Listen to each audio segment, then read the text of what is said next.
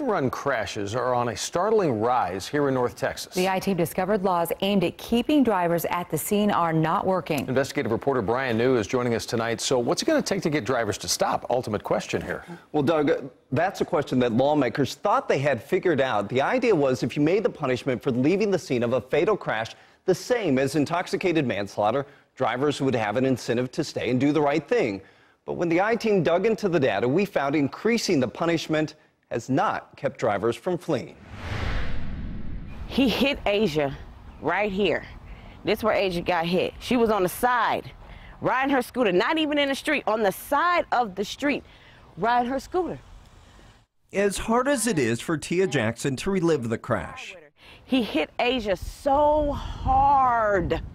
Asia flew all the way in the air. She says it's just as hard knowing the driver who hit her daughter. So this is where my daughter died, right here. Didn't even bother to stop. And they think about all the consequences. When you think about that, that's little. Think about a kid laying on the ground, blood squeezing all out their head. And think about me not seeing my child ever in my life. Investigators say 4 months ago, the driver of this black Dodge Charger sped down Barron Lane in Fort Worth on a Sunday afternoon and hit Asia Hill. The 7-year-old was on her scooter. The driver never called 911, never checked on Asia, and simply sped away. Neighbors are the ones who called for help. The first grader, the spelling bee winner with a champion smile, was rushed to Cook Children's Medical Center. Doctors there told her mother It hurts so bad. Oh, there was nothing they could do. it hurts so bad. I even shook her to ask her to wake up. But I know she wasn't going to wake up. Oh, Jesus. I had to let her go. Few of us can even begin to understand Jackson's pain, but Carol Thompson does. I do. Her daughter, 24-year-old Sarah Thompson, was also killed in a hit-and-run crash back in 2005. Sarah, a law student at St. Mary's in San Antonio, was out with friends when the driver of a Jaguar hit her as she tried to cross the street. The driver fled the scene.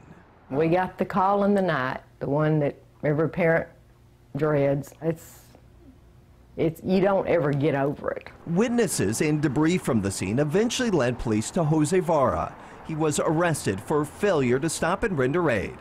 Vara was sentenced to 5 years in prison, which at the time was the maximum sentence for leaving the scene of a fatal crash. Thompson says 5 years for killing her daughter, then fleeing. It was just unbelievable. Just didn't seem right. We were rewarding people who left the scene. I'm the mother of Sarah Catherine Thompson, who died in a pedestrian hit and run. And so Thompson lobbied state lawmakers for stiffer punishments for those who leave the scene of a fatal crash.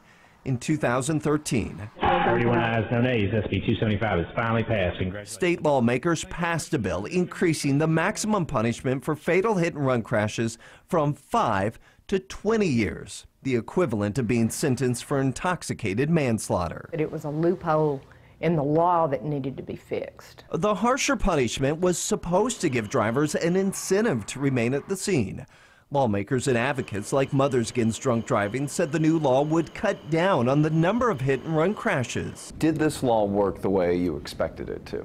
You know, I think we're somewhat disappointed. Digging through tens of thousands of crash records, the I-Team found in 2012, the year before the tougher punishments went into effect, there were 27 hit-and-run fatalities in DFW. With the tougher punishments, lawmakers said that number would go down.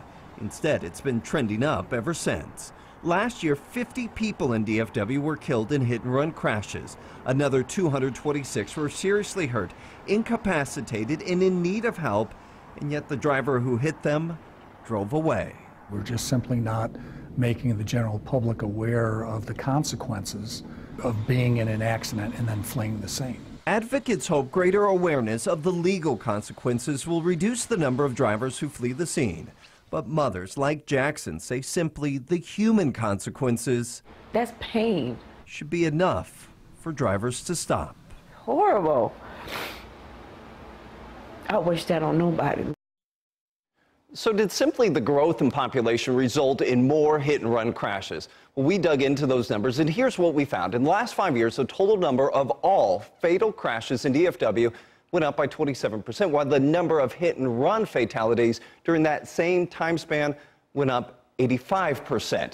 And the total number of hit-and-run crashes have more than doubled in the past 5 years. So obviously, it's more than just an increase in population. Yeah, the numbers aren't making sense of that kind of argument. So the stiffer punishment, it's there. It doesn't appear that it's worked. Your numbers bear this out. Anybody have any suggestions on where to go from here? Yeah. Well, MADD would like to see a campaign much like what we saw with Click It Ticket or Don't Drink and Drive. They say that those campaigns have been successful, and they think possibly a big statewide push to get people to stay at the scene would be successful as well. Let's talk about the Asia case for a moment, Asia Hill. Are detectives closer to catching the driver? Yeah, they are. I just spoke with them earlier this week, and they told us that they believe that they do have the vehicle that hit the young girl. It's in a city pound, but the owner of the vehicle is saying that he had nothing to do with the crash, and so they're still sorting through some of that right now. The investigation continues. Yeah. Brian Newsome, eye-opening numbers, and hard to believe that that amount of legislation and the numbers are going in the opposite direction. Yeah. Right. All right. We can get it changed. Thank you, buddy. Thoughts and